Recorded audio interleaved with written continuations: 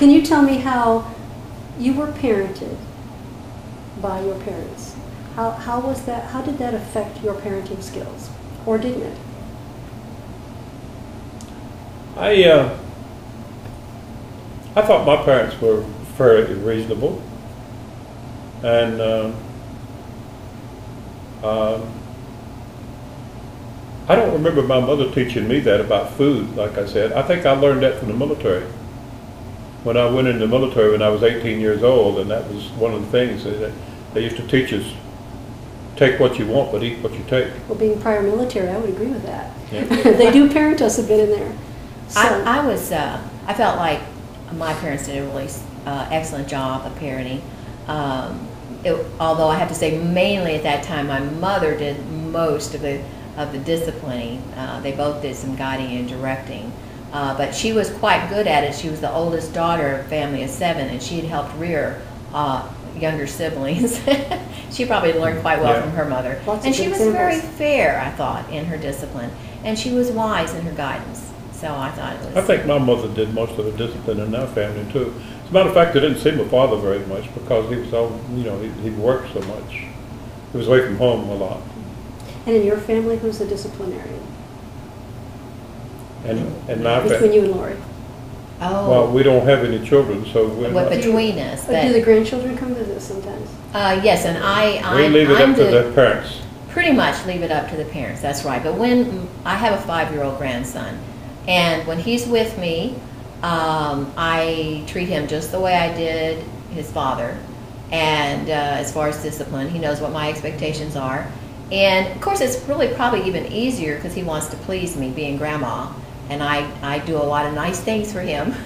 Now, we don't want our son to hear this, actually.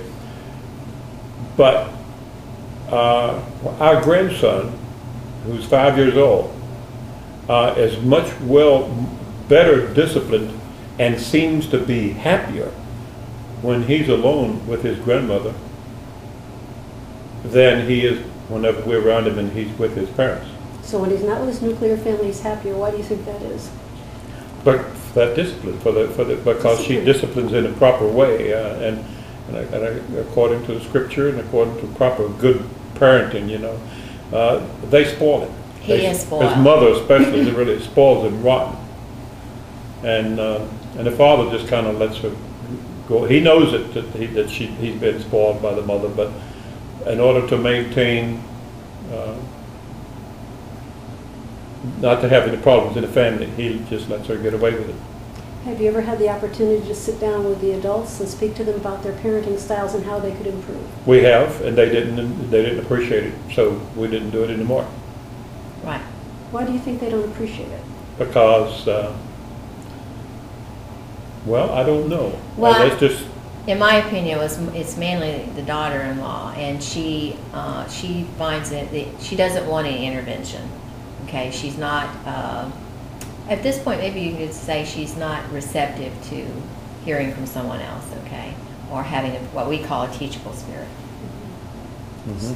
And how long have they been married? They've been married now 16 years. 16 years. So it's not an immature marriage; it's a longer marriage. Right. That's right. Have you ever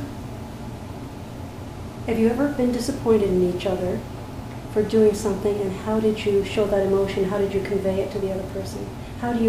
What I'm asking is, how do you show emotions to each other so the other person can know you're upset or you're surprised or you're disappointed or you're happy? Well, sometimes I just tell him, whatever it is I'm feeling or thinking. Actually, as I've gotten older, I've done a lot more of that than when I was younger. When I was younger, I might just cry or get angry. Most of the time, I think I just overlook it. I just pretty much decided there's not much I can do about it anyway, so don't let it bother me. So in your personality, Joseph, is it basically that you're easygoing and let things go and just, it's okay? I think that's probably pretty much it. With everything across the board. How about you, Lauren? I think overall I'm pretty easygoing, yeah, and very patient, a very patient person. So what advice would you give young marrieds? Well, my advice would be realistic about marriage. It's wonderful for romance. It's wonderful to fall in love, but realize that marriage is hopefully going to be for a lifetime. And anything worth doing is worth working at. And marriage is a lot of work. It's worth the work, but it is a lot of work. It's not just glamour and fun. And if things don't go your way, don't decide, well, maybe somebody else could make me happier. So hang in there for the long term. That's right. How about you, Joseph? I feel pretty much the same way, yeah. Do you think you've hung in there for the long term? Definitely, and it's been worth it too, Yep. because we have a good relationship. Looking down in 10 years, what do you hope to accomplish in your marriage? Let's say 5 years.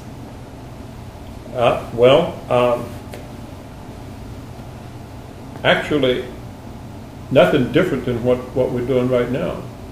As a matter of fact, I guess, as you know, I'm a believer, and I don't think I'll be here 10 years from now. If the Lord don't come for me soon, it won't be long before I'll be going to be with the Lord. After all, I'm 81 years old. And a young I just don't look it. You're a spry 81-year-old, Joseph. So you think you're just going to wait it out, do the same thing you're doing, and the Lord's going to come along, take you up? I enjoy the life as it is now, you know. I do believe in staying busy and maybe even having a job, working outside the home, or if not outside the home, at least doing something, you know, worthwhile in the home. I do a lot of writing, Yeah, for he one does. thing. He's a very good writer. And actually, I don't, and Lori's working outside the home. She's a teacher, and she's still teaching. And she too is, she's 62 years old. Is that right? That's right. But she's a young 62, you know, and that's like I'm a young 81. Right. You're both young at heart, young That's spirit. right. That's We met a wonderful. gentleman the other day, for instance, that I would have sworn that this guy was at least 3 or 4 years older than me. I figured he was probably about 85, 86. And I come to find out he was only 65. It was a surprise. My goodness. That's unusual. Yeah, it is.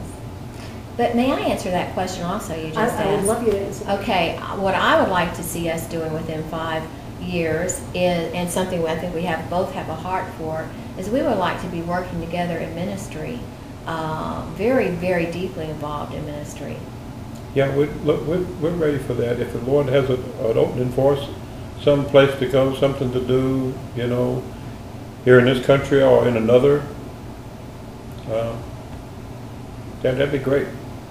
As Lori is involved actually and with what is this thing from Israel? Oh, EVP. It's called Emergency Volunteer Project. Yeah, Emergency Volunteer Project. And if anything should happen in Israel, war break out, or there's any kind of natural disaster, this organization calls paramedics and firefighters and people like myself who've trained to work in bomb shelters and just shelters where people need help. Then we would They deploy immediately to Israel. deploy to Israel to help out. To do whatever they can. Sounds like a wonderful project. And you're involved in this too, or not, Joseph? No, I'm not involved in it because they like to keep the level of people down around no older than say 65 years of age, because you know, if I was to go over there, I can't. I couldn't continue. I wouldn't have the stamina to keep up that under that kind of stress, you know, like younger people would. So I hear Joseph say his bags are packed, he's ready to go, and if the good Lord comes, he's going to go. How would you feel about that if that happens, that he passes on? How will that affect you? I mean, I know that you'll be grieving, but have you ever thought of that being that he is older than you? That might happen sometime, and where would that place you? Do you have any goals that you might do, or how would you get through that? Yes, I do. Well, for one thing, yes, I'm sure I would miss him so much, okay, because we are so close. However, I do know I'll be joining him again sometime, and I look forward to that. And in the meantime, I would, just like I said, I would go volunteer if the Lord opened the door and work in some kind of ministry full time. I should say we're both realists in that sense, you know. Um, we don't we don't worry about those kind of things. As a matter of fact, we don't have an attitude of worry at all. No, we Either one don't. of us. When things are good, we enjoy it, and when things are not good, we know that they're going to go away. They're going to get better, and they always do. And it's happened to us several times, you know. I had a job, for instance, in San Antonio, Texas one time, back 20 years ago. I worked in a convenience store, and I knew that this manager didn't like me, and he wanted to get rid of me. But the district supervisor did like me, and he wanted me to stay. But the company switched district supervisors around to different areas so that they wouldn't get too close to their managers. And the new district supervisor that came in was another young man who agreed with this manager. They wanted to get a young girl in there. And so they found an excuse to suspend me. And I told them both that, I said, you really shouldn't do that, you know. I said, you don't have the right to do it. And they laughed about that. And I said, I understand you do have the authority to do it, but you don't have the right to do it, because the good Lord gave me this job, and the Lord is the only one that has the right to take it away from me. And so they just laughed about that too. So I left the convenience store that night. That was on a Friday. That was my last night. And the young girl came into work. And on the following Wednesday, the young girl was held up by a man with a shotgun. And it scared her so bad she quit. Over the next 2 weeks, the district supervisor that was involved in this had an accident with 2 different company cars, and they fired him. A month later, they discovered that the manager was what a lousy job he did as a manager, and he was fired. But in the meantime, although I left that job on Friday night, I went the next day and got another job driving for what they call a super van shuttle, kind of a bus company, you know, as a kind of in between a taxi and bus company. And my income was almost twice what I was making at the convenience store. I see. Okay. So, but I wasn't, you know, it didn't bother me a bit when I was sorry to see them do that. Now, I enjoyed the job I was doing at that convenience store, you know, but I enjoyed my next job just as well. With, you know, the following week, I forgot about the convenience store. It didn't bother me a bit. Well, it sounds like from what you're saying that you rely on the Lord's goodness to bring you through no matter what. That's right, and He always has. That's right. He always has.